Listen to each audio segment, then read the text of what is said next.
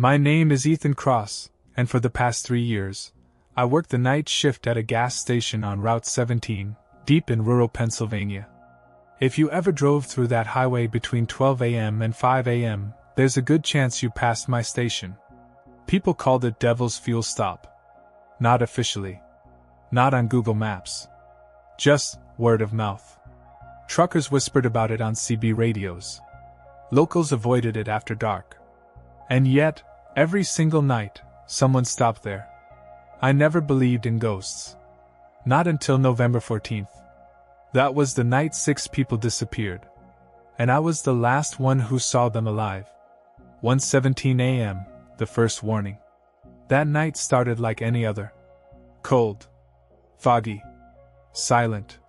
The highway was empty, swallowed by thick gray fog that clung to the asphalt like something alive.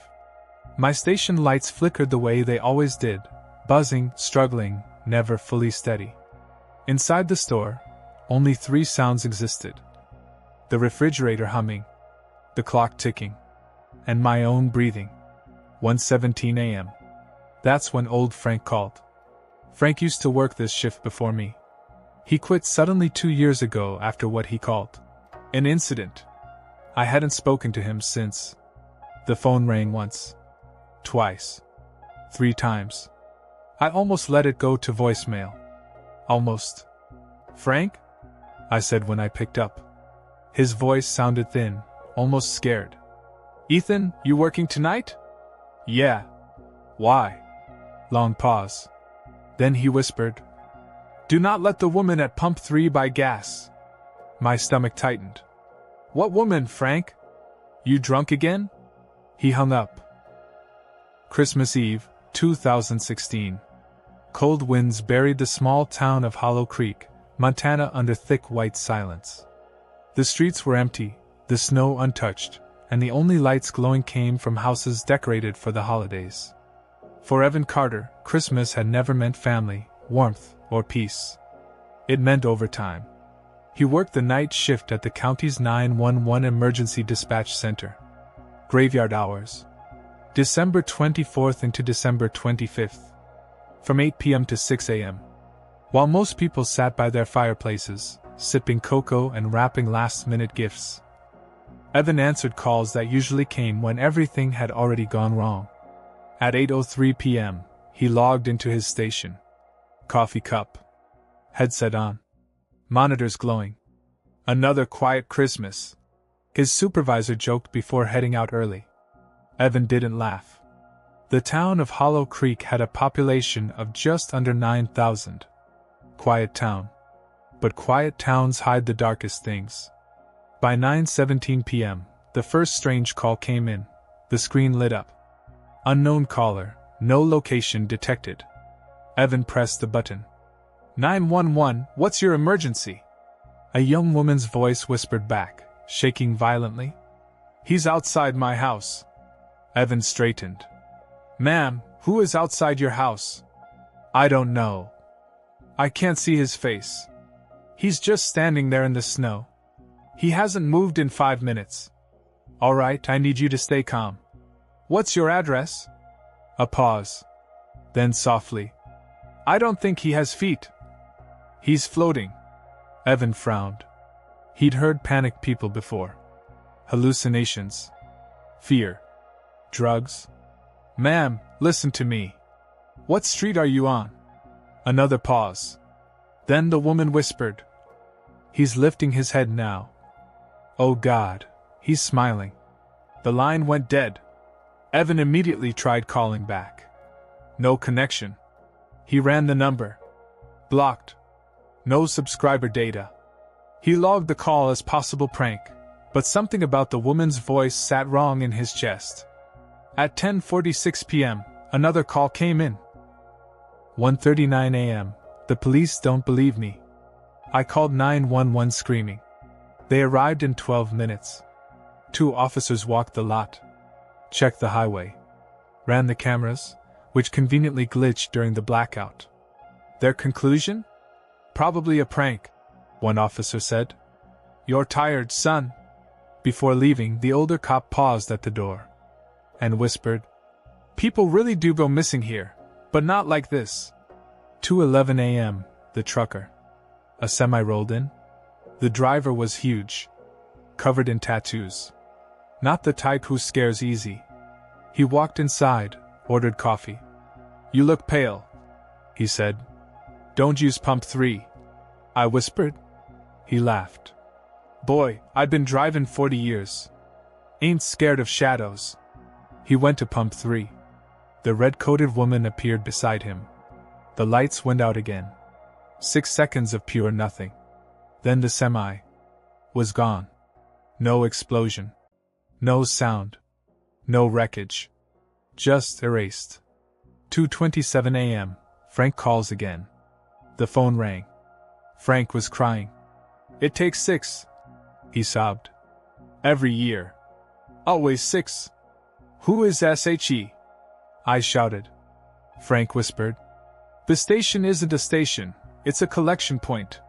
2:41 a.m. I tried to leave. After the semi vanished, something inside me broke. I grabbed my jacket, my keys, my phone. I ran for my car parked behind the station. The moment my hand touched the driver's door, the engine started on its own. The doors locked, and the radio turned on. A woman's voice whispered through the speakers.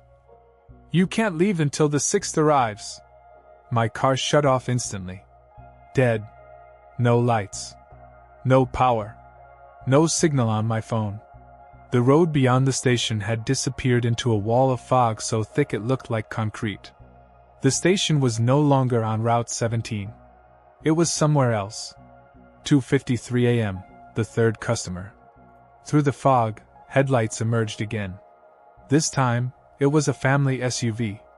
Inside were a father, a mother, a little girl sitting in the back. My heart slammed against my ribs. I ran onto the lot waving my arms. Turn around! Don't stop here! They didn't hear me. The SUV pulled in and stopped at pump 3. The red-coated woman stood beside the vehicle like she'd always been there. The mother stepped out. Is this station open? She asked. I was crying. Please, don't use that pump. The woman in red gently opened the SUV's gas cap herself. The moment the nozzle touched the tank, blackout. 6 seconds, then silence. When the lights returned, the parents were gone. The SUV was gone. Only the little girl stood on the concrete, barefoot, holding a pink stuffed rabbit, screaming for her mom. 3:01 a.m., the child who shouldn't exist. I dragged the girl inside. She was freezing. Her hands were ice cold. What's your name? I asked. She stared at me, then pointed at the security mirror above the counter. Why don't we have faces anymore? She asked. I looked into the mirror. My reflection was still there. Hers wasn't. The lights flickered again. And when they stabilized, she was gone. No door opened. No sound. Just erased. That was the third soul. 1:24 a.m., the black car. 7 minutes later, headlights appeared through the fog. A long black sedan rolled into the station without making a sound. No engine noise. No radio. Nothing. It stopped directly at pump 3. My skin went cold. The driver's door opened. A woman stepped out. She was wearing a long red coat, black gloves, auburn hair tied behind her neck. She stood unnaturally still for a few seconds, then slowly turned her face toward the store and smiled. I felt it in my chest. That smile wasn't human. 1:26 a.m., she comes inside. The bell above the door chimed as she entered. Up close, she was beautiful. Too perfect. Skin flawless. Eyes a deep, empty gray. She placed a few bills on the counter. Fill it up, she said softly. Her voice echoed slightly, like the room was bigger than it was. I swallowed. My hands were shaking. Pump 3? I asked. She nodded. I remembered Frank's words.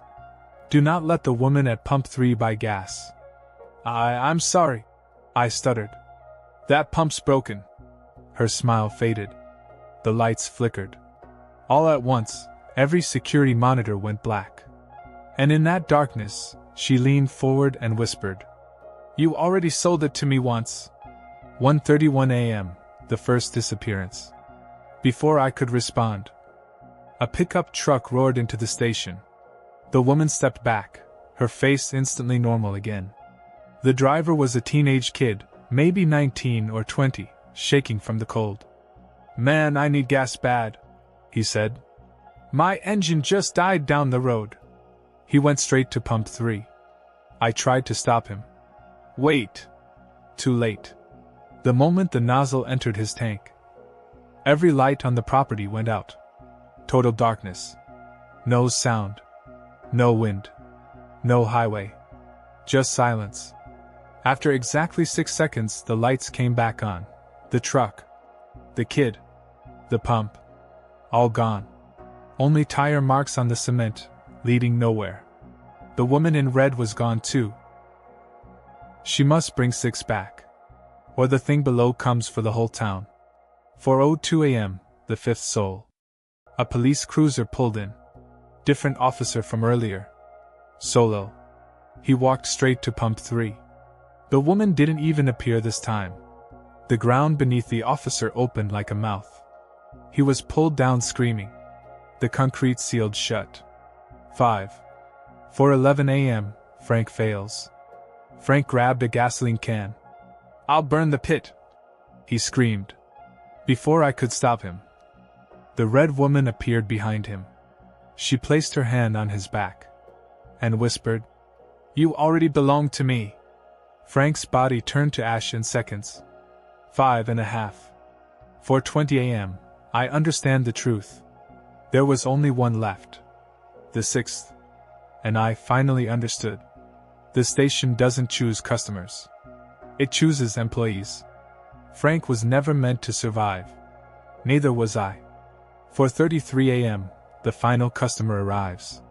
A familiar truck rolled slowly through the fog. My truck. My reflection sat behind the steering wheel. The door opened, and I stepped out. The red-coated woman smiled at me. "Pump 3," she whispered.